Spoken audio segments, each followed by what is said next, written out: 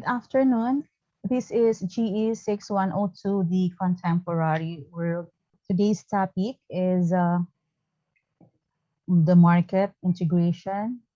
So the ones listed are the expectations at the end of the module. Number one, explain the role of international financial institutions in the creation of a global economy. Narrate a short story of global market integration in the 20th century and identify the attributes of global corporations. Let's go straight to the role of international financial institutions in the creation of global economy. The key global institution mobilizing political cooperation among nations on the issues is the United Nations or the UN system.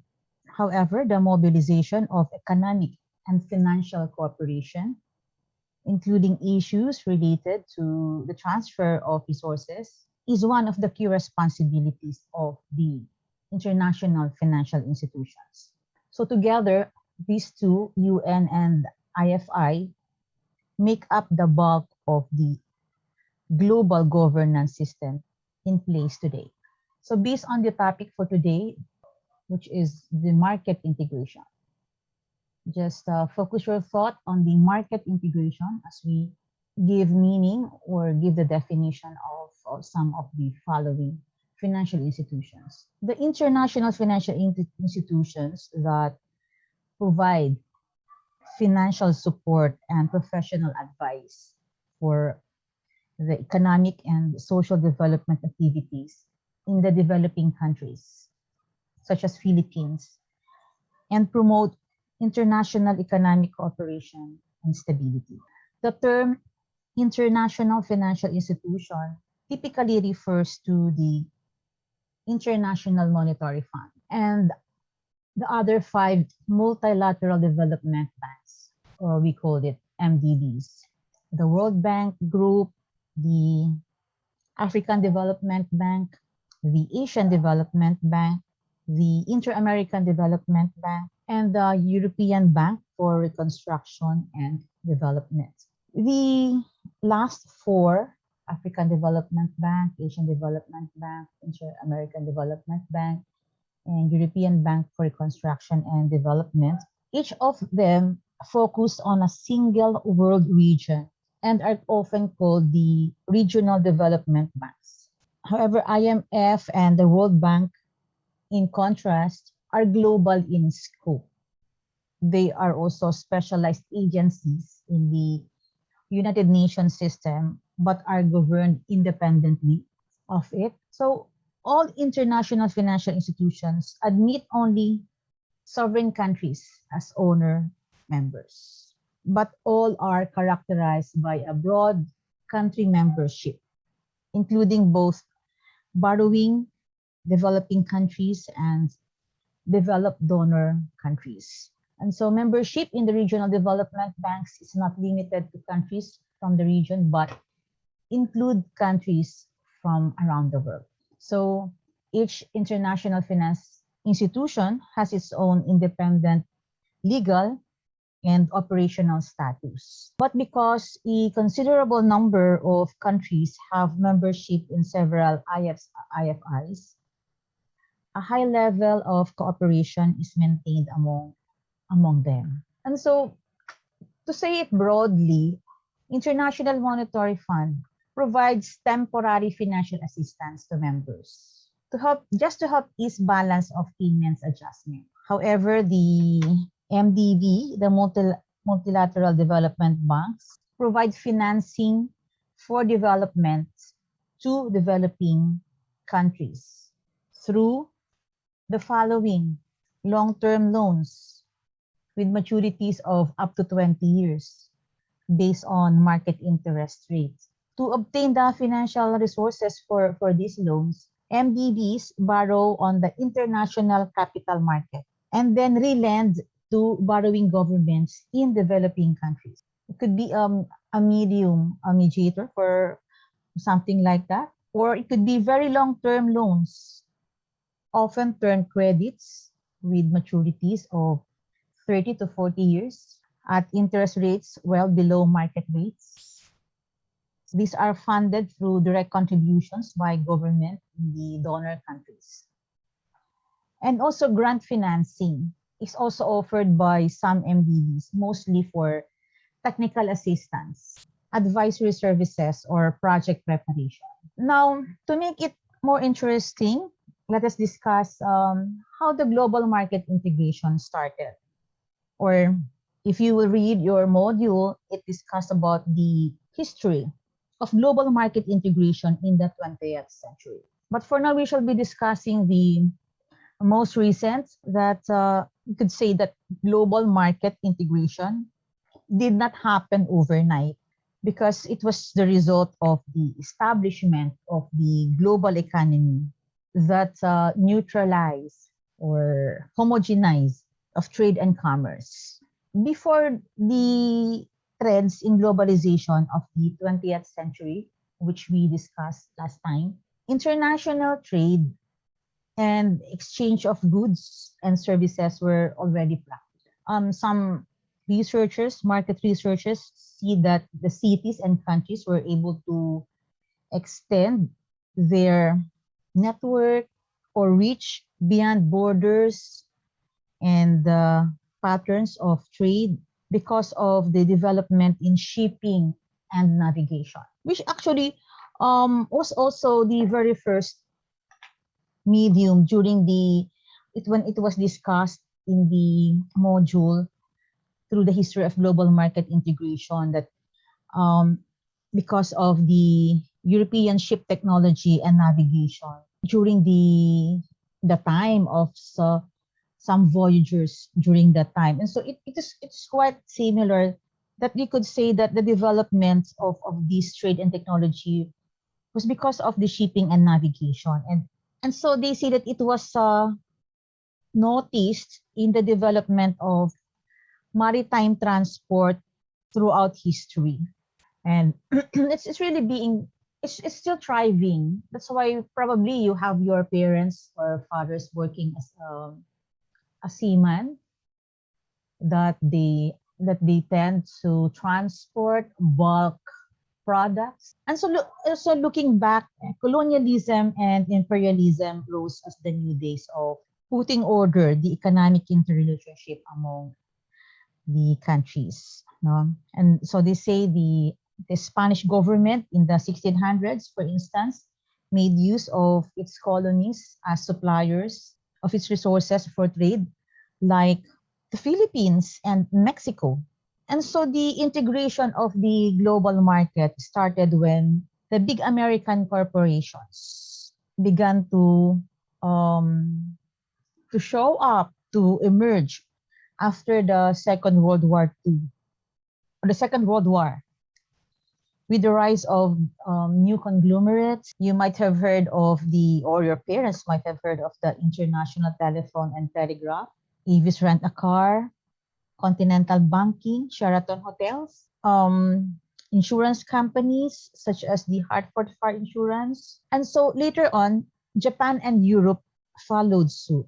The Japanese global automobile corporations like Toyota, Nissan, and Isuzu took after the giant American companies flourished because if you will if you're a vehicle or a car enthusiast, then you might think of, or you might have researched on the history that it was the Americans Ford vehicles that was number one in the market during that time. It was it was a big car, which is basically, it's still its feature up to this time until the Japanese automobile emerge, that until the Japanese automobiles offer us with a smaller, convenient car, convenient in a way that it's for us Asians and even for parking purposes.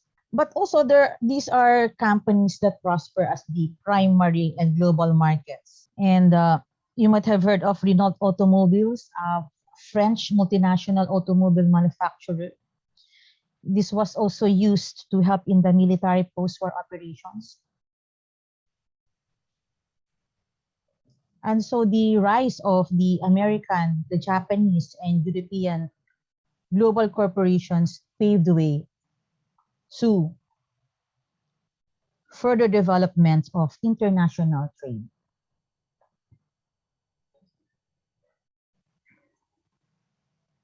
It was identified the differences among international, multinational, transnational, and global companies as such. That we say that international companies are importers and exporters with no investment outside their home countries. The multinational companies or MNCs have investments in other countries but do not have a coordinated product offering in each country. They are more focused on adapting their products and services to each individual local market.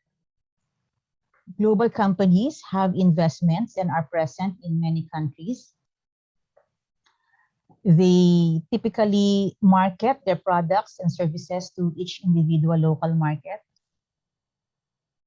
And the other one is the transnational companies or the TNCs. They are more complex organizations that have investments in foreign operations.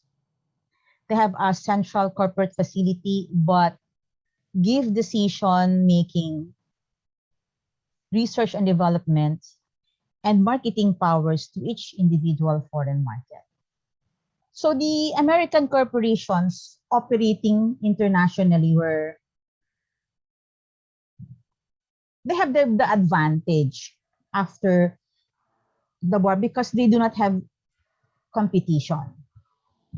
And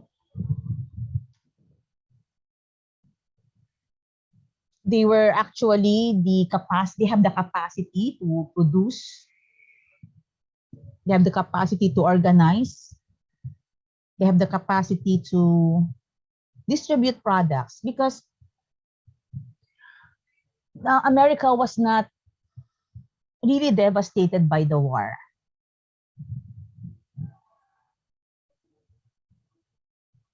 And most likely you would be able to relate that during this pandemic and after this pandemic would end, we would know which nation or which region was not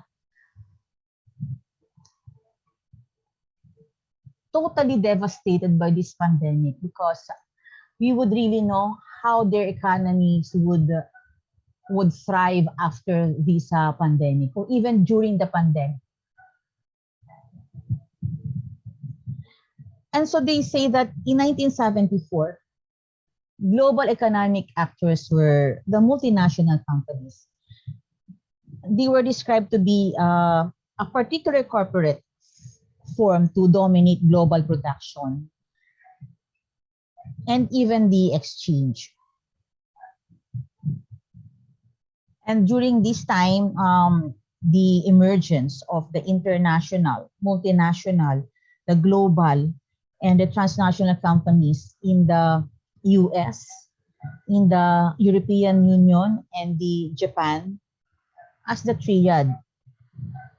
And they were tagged as the major economies of the world. And so let's wait and see after this pandemic, who would be the next major economies of the world. There are three structural periods in the existence of global corporations after the Second World War. They are the investment-based period from 1950 to 1970, the trade-based period from 1970 to 1995, and the digital globalization. Well, from the term digital, you would know that it is still at present. It is from 1995 onwards. The development of these global corporations can be seen from the sources and the level of their investments, foreign direct investments. And so they say in 1960, because the investment-based period was from 1950 to 1970. The United Nations cited the foreign direct investments as the major drivers of global corporate development. And in the 1990, it tripled. The FDIs tripled. And so with this around, there were 20,000 new corporate alliances formed in the just span of 2 years. Now, during the 1970-1995, the trade-based period, the global corporations were controlled by producer-driven commodities. And so because of this, they were characterized by large amount of concentrated capital focused on a large scale or capital-intensive manufacturing. And now, this digital globalization affected the operation of global corporations. Since we've said last time that technology became so integrated that the operation of global corporations in both the production and consumption. And of course, production were affected because of when we coined the term globalization last time, how the corporations were affected, how the developed countries were affected in terms of the labor market, because corporations tend to move to developing nations because of labor costs. And so the ascent of global corporation is a reflection of a globalized market integration. So we use the term TNCs and MNCs, or multinational companies, or the transnational companies, are not limited to their home countries. They are also able to expand their network or their reach to other continents and countries. And these global corporations have common attributes. And so these are the following. When you say attributes, these are their qualities. Number one, the value opportunity to expand.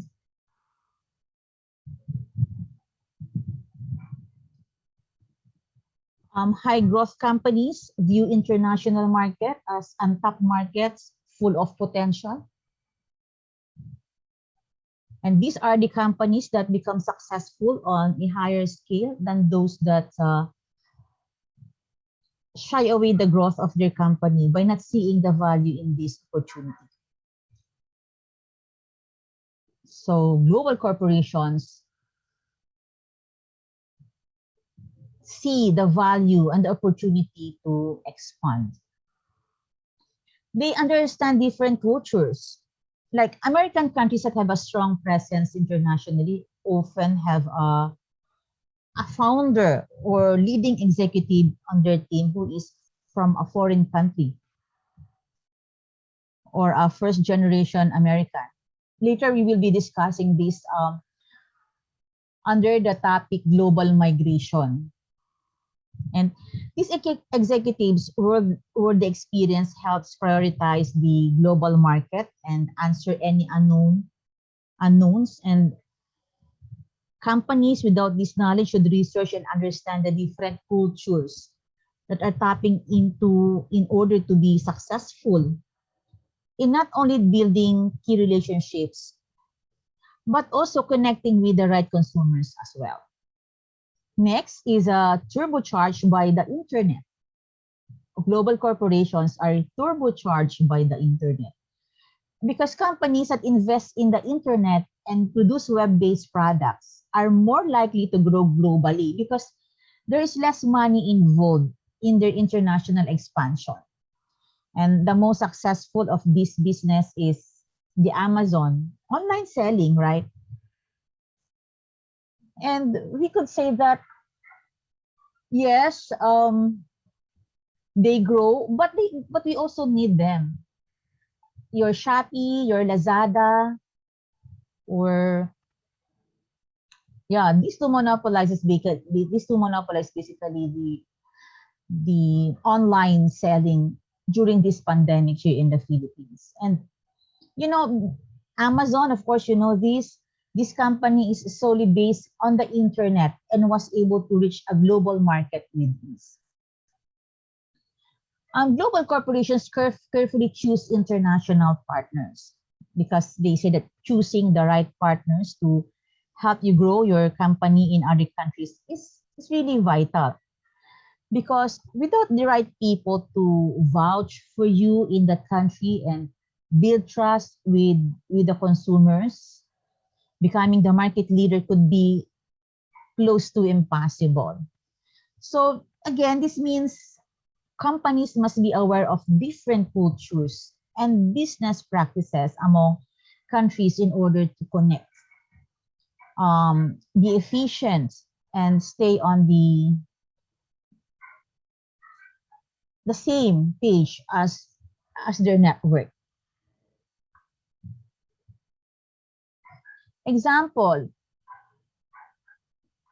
Apple made a strategic partnership with China Mobile, the largest wireless network in the world, and this partnership enabled Apple to become the number one smartphone maker in China and was able to beat out the previously dominating five local competitions or competitors. Also, one of the attributes of global corporation is that they measure success. They measure success. When expanding to the other countries, it is really important to keep track of the success and make sure it is worth the company's resources. In other words, they would be able to forecast, they would be able to see beyond. And according to some of the CEO, a good benchmark of whether your company should continue efforts in a country is when 20 to 50% of your business is coming from outside the United States. They say that companies that are successful outside their home base are those that act fast. By keeping track of their numbers, because when you measure, you keep track, you monitor, right? They can act fast and learn from the failures. And you always reevaluate and the current strategy and always try to find new ways to innovate, to learn from the failure, that it becomes easier for them to reap the benefits of the company's success. And most especially, the one great attribute of global corporation is that they think globally, because the most essential characteristic of any successful international business is implementing a global way of thinking. And so if this is the main thought process behind a company's decisions, the rest of their international marketing strategies can be implemented with this.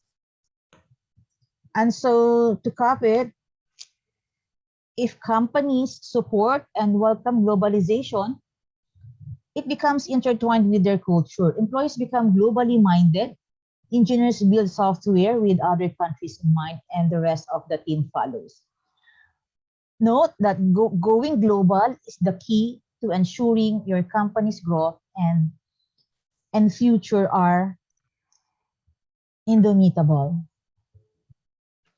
And on the whole,